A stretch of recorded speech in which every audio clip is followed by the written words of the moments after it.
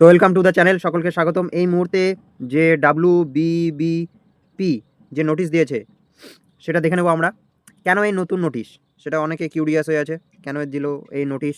তো কলকাতা হাইকোর্টের নির্দেশ, ঠিক আছে, তৈমুর আলী ও অন্যান্য বনাম পশ্চিমবঙ্গের রাজ্য যে মামলা হয়েছিল 10 তারিখ, সেটার ভিত্তিতে এই কিন্তু নোটিশ।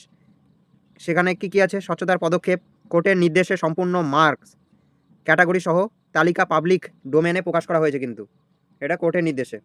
আর বিপুল সংখ্যক প্রার্থী 60,178 জন শর্ট লিস্টেড প্রার্থীর বিস্তারিত তথ্য তালিকা রয়েছে কিন্তু এখানে, ঠিক আছে।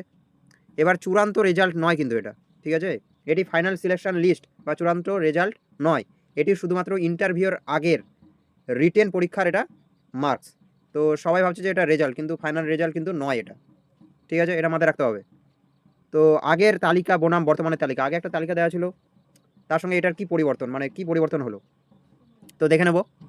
তো দেখুন, ডিসেম্বর আপডেট পুরনো নোটিশ কী ছিল এখানটা, লিস্টের ধরন ছিল শুধুমাত্র শর্ট লিস্টেড প্রার্থীদের নাম ছিল এখানে। আর এখন যেটা দেওয়া হচ্ছে সেখানে বিস্তারিত রিভাইজড ডেটা যুক্ত করা হয়েছে, ঠিক আছে। সেখানে কি ছিল, অ্যাপ্লিকেশন সিরিয়াল নাম্বার, নাম আর জেন্ডার ছিল কিন্তু। আর নতুন কি যুক্ত করা হয়েছে সেটা হচ্ছে প্রার্থীর নির্দিষ্ট ক্যাটাগরি যুক্ত করা হয়েছে, এসসি না এসটি না ওবিসি না ইউআর, সেটা কিন্তু নতুন যুক্ত করা হয়েছে এখানে।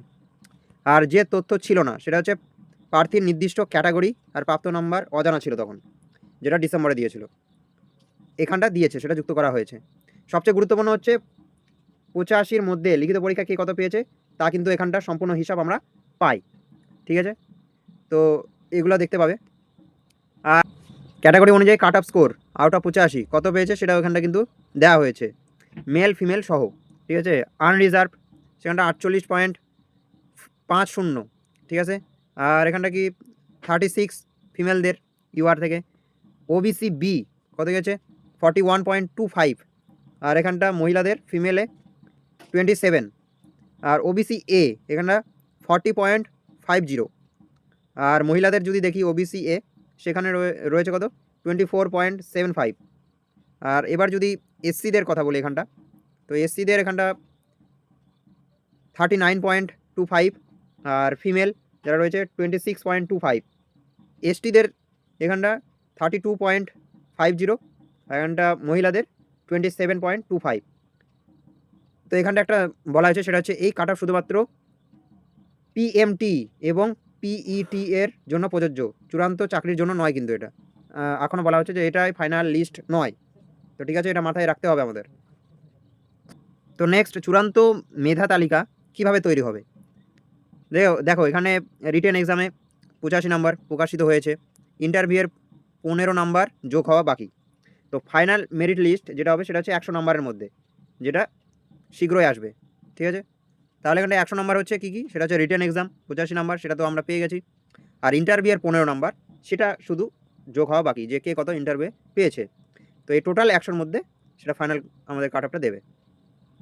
তো কেস স্টাডি যদি ধরি, হিসেবের উদাহরণ, সেটা হচ্ছে মালতি রয়, এসসি ফিমেল, ঠিক আছে। তার কি 59.25 গেছে কিন্তু, রিটেন পরীক্ষায় পেয়েছেন 49.25।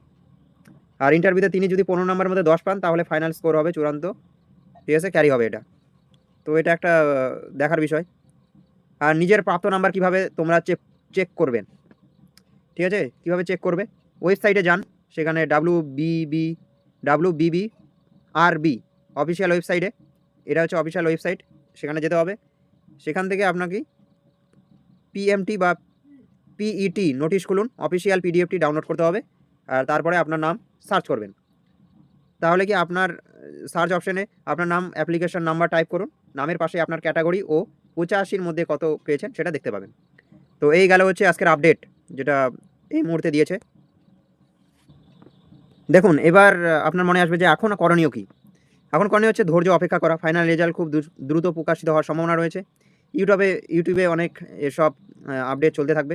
পরবর্তী প্রস্তুতি, যাদের সম্ভাবনা খুবই কম, ঠিক আছে, তারা কেপি প্রিলিমস ভালো হয়েছে তাদের, তারা রেজাল্টের জন্য বসে না থেকে আজ থেকে কেপির জন্য, মেন্সের জন্য পড়া শুরু করো।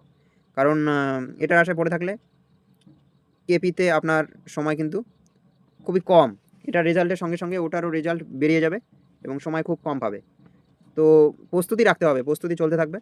তো এই গেল আজকের আলোচনা। তো ভিডিওটি ভালো লাগলে অবশ্যই লাইক করুন, আর আপনাদের কি মতামত কমেন্ট করে জানাতে পারেন। তো থ্যাংক ইউ ফর ওয়াচিং।